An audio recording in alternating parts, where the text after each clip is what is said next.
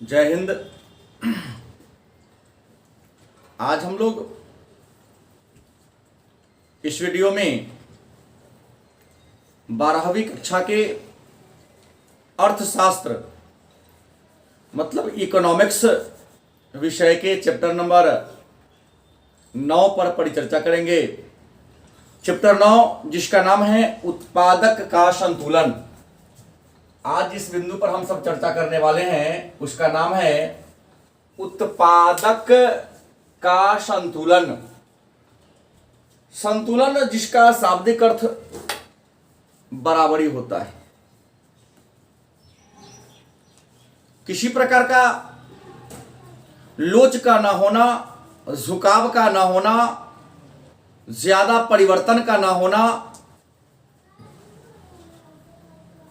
समान गति से एक समान गति से उत्पादन होना, एक समान प्रकार का लाभ होना संतुलन कहलाता है। संतुलन जिसका शाब्दिक अर्थ होता है बराबरी या संतुष्टि की बिंदु। पहला प्रश्न यह होगा हमारा कि उत्पादक कौन है। उत्पादक का संतुलन को जानने से पहले हम सबसे पहले यह जाने कि उत्पादक कौन है। तो साधारण बोलचाल की भाषा में किसी वस्तु को बनाने वाला, किसी वस्तु का निर्माण करने वाला उत्पादक कहलाता है। साधारण बोलचाल की भाषा में किसी वस्तु का निर्माण करने वाला, किसी वस्तु का उत्पादन करने वाला उत्पादक कहलाता है। अर्थशास्त्र में उत्पादक एक आर्थिक एजेंट है। अर्थशास्त्र के दृष्टिकोण से देखा जाए तो उत्पादक कौन है, तो अर्थशास्त्र में भी उत्पादक उसी को कहते हैं जो किसी वस्तु का निर्माण करता है, जो किसी को वस्तु को बनाता है। लेकिन यहां होगा कि उत्पादक एक आर्थिक एजेंट है, आर्थिक अभिकर्ता है, जो उत्पादन के विभिन्न साधनों को एकत्रित करके, संकलित करके लाभ अर्जित करने की भावना से, लाभ अर्जित करने की इच्छा से किसी वस्तु का निर्माण करता है। उत्पादक कौन है, तो आपका उत्तर होगा उत्पादक एक आर्थिक एजेंट है।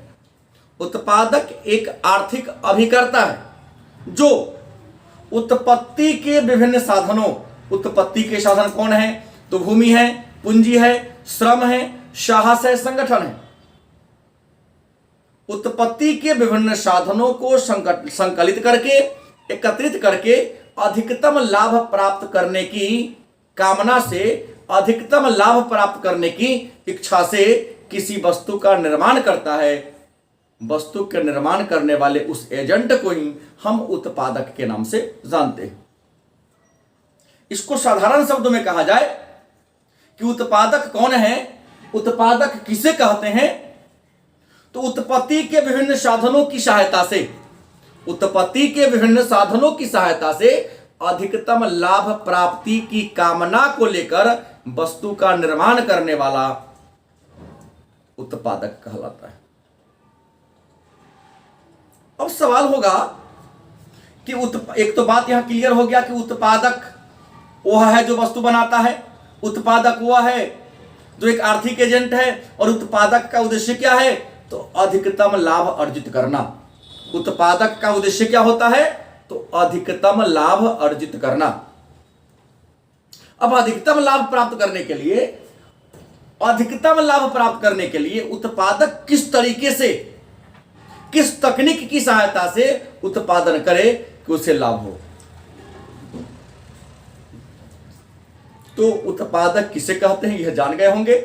उत्पादक का उद्देश्य क्या होगा यह भी आप जान गए कि उत्पादक का उद्देश्य है अधिक से अधिक लाभ अर्जित करना, मुनाफा कमाना। अब सवाल है तो उत्पादक के संतुलन का मतलब क्या है। उत्पादक के संतुलन का मतलब क्या है, तो हम पहले ही चर्चा कर दिए हैं कि संतुलन का मतलब होता है परिवर्तन की अनुपस्थिति।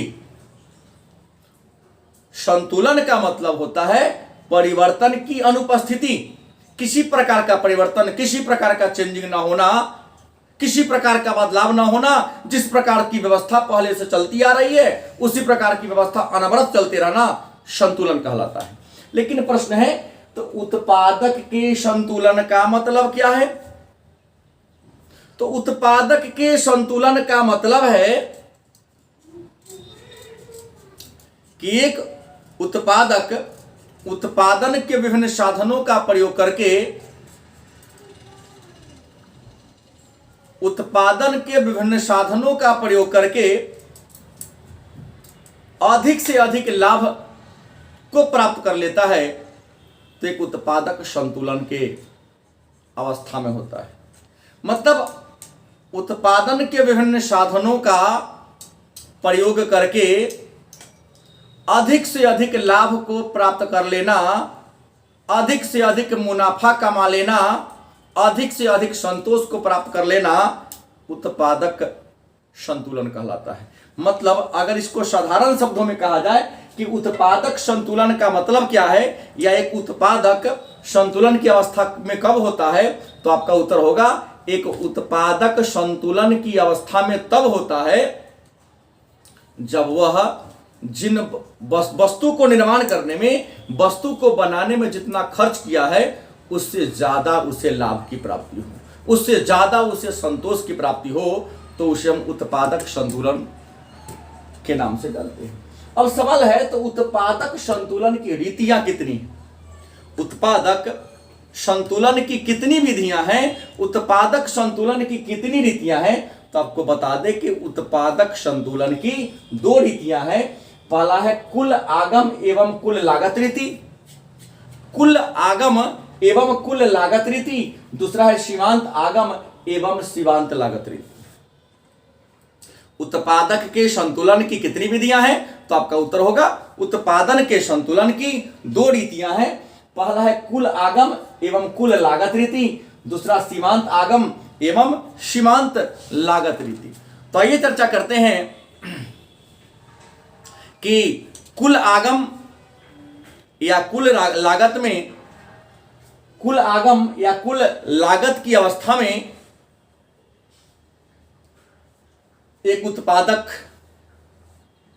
संतुलन की अवस्था में कब होता है, या सीमांत आगम अथवा सीमांत लागत की अवस्था में एक उत्पादक संतुलन की अवस्था में कब होता है। तो आपको बता दें कि कुल आगम एवं कुल लागत की अवस्था में, कुल आगम एवं कुल लागत की अवस्था में उत्पादक संतुलन की अवस्था में तब होता है, कुल आगम एवं कुल लागत की अवस्था में एक उत्पादक मतलब वस्तु को बनाने वाला एक उद्योगपति संतुलन मतलब बराबरी की अवस्था में तब होता है कि जब वह वस्तु को बनाने में, किसी वस्तु के निर्माण करने में, किसी वस्तु के उत्पादन में जितना रेवेन्यू, जितना खर्च करता है, जितना लागत लगाता है, कम से कम उस लागत के बराबर उसे लाभ की प्राप्ति हो जाए, उस लागत के बराबर उसे इनकम मतलब आय की प्राप्ति हो जाए, तो उसे उत्पादन संतुलन की प्रथम रीति कहा जाएगा। दूसरा सीमांत आगम, मतलब जितना खर्च किए उतना उसे जरूर आ जाए, पहली अवस्था में तब संतुलन होगा।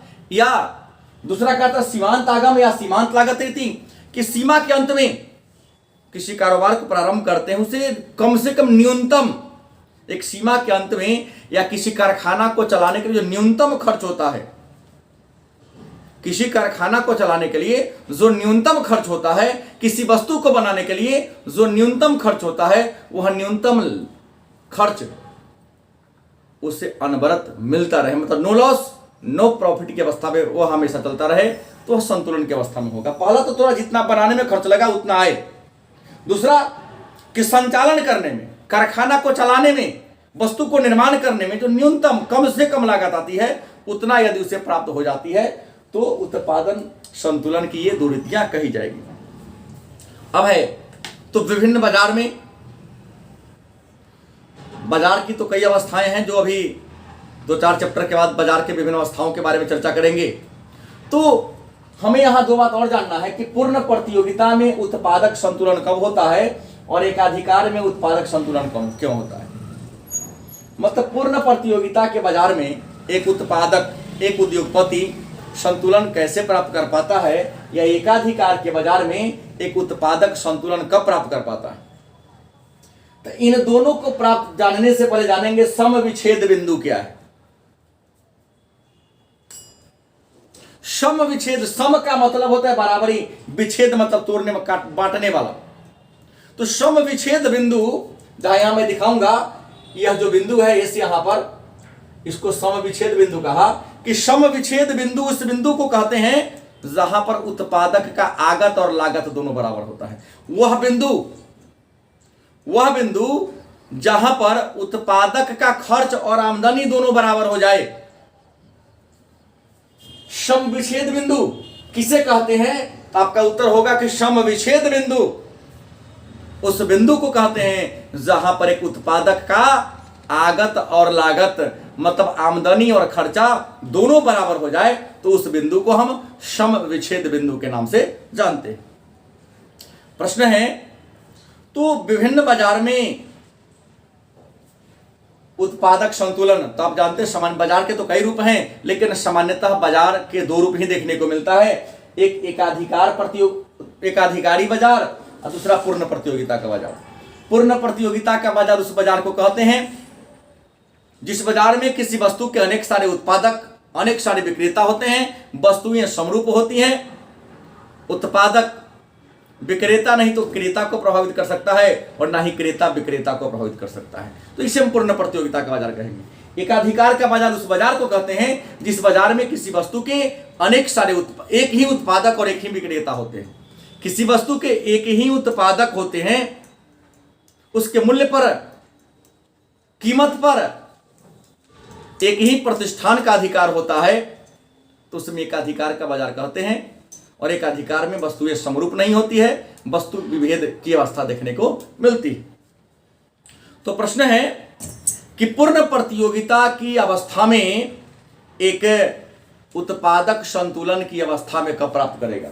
तो पूर्ण प्रतियोगिता की अवस्था में एक उत्पादक को संतुलन प्राप्त करने के लिए क्या करना होगा। तो पूर्ण प्रतियोगिता के बाजार में एक उत्पादक, एक उद्योगपति संतुलन को कब प्राप्त करेगा। तो इस चित्र से हमको स्पष्ट होता है, लिख दिया हूं कि पूर्ण प्रतियोगिता के बाजार में इस प्रकार का चित्र बनेगा। इस चित्र में पहले ये जानना है कि OY जो रेखा है, OY जो रेखा है, इस रेखा पर यह लागत की रेखा है। OY रेखा है यह लागत की रेखा है और OX जो रेखा है यह उत्पाद की रेखा है। मतलब कितना खर्च करते हैं तो कितना मात्रा में वस्तु का उत्पादन होता है ये दिखाता है। इस रेखा में हमने देखा, ये जो सीधी रेखा हमने खींच के ले गया है, ये जो हम सीधी रेखा ओ से खींचे हैं सीधा, एक यहां यह TR है, TR की रेखा है, मतलब टोटल रेवेन्यू, कुल लागत की रेखा है। और ये जो जिगजैग वक्र रेखा है, टेढ़ा वाली रेखा, यहां से P से शुरू होता है, कभी नीचे आता है, कभी ऊपर जाता है, तो ये जो है TC टोटल कॉस्ट की रेखा है। टोटल रेवेन्यू कुल आगत की रेखा हो गई और यहां TC टोटल कॉस्ट की रेखा हो गई। यहां देख क्या रहे हैं कि जो टोटल रेवेन्यू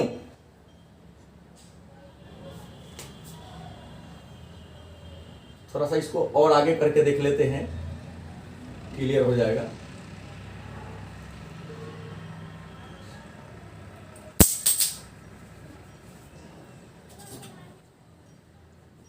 हम ये देख रहे हैं कि ये जो TC वाली रेखा है टोटल कॉस्ट की, एकदम सीधी रेखा है।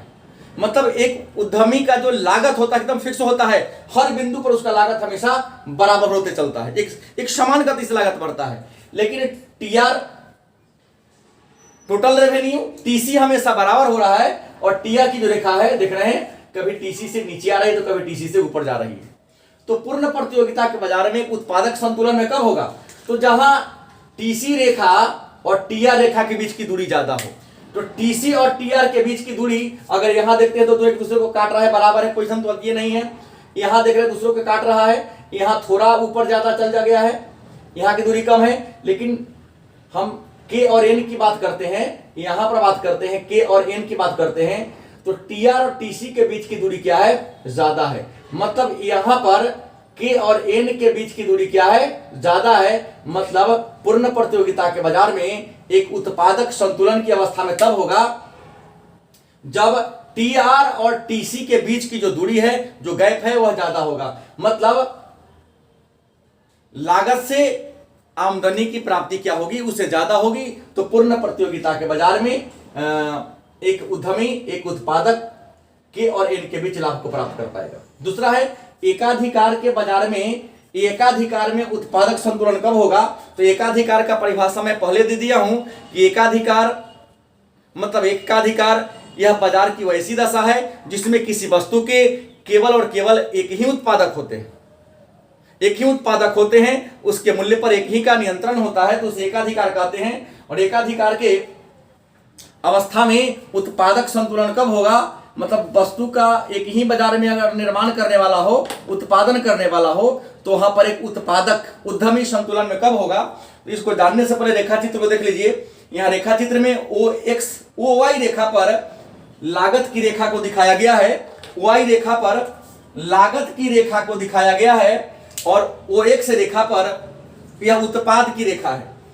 तो यहां जो पी हो, यह पी प्राइस मतलब मूल्य को सूचित करता है, और क्यू मतलब क्वांटिटी, मात्रा को सूचित करता है।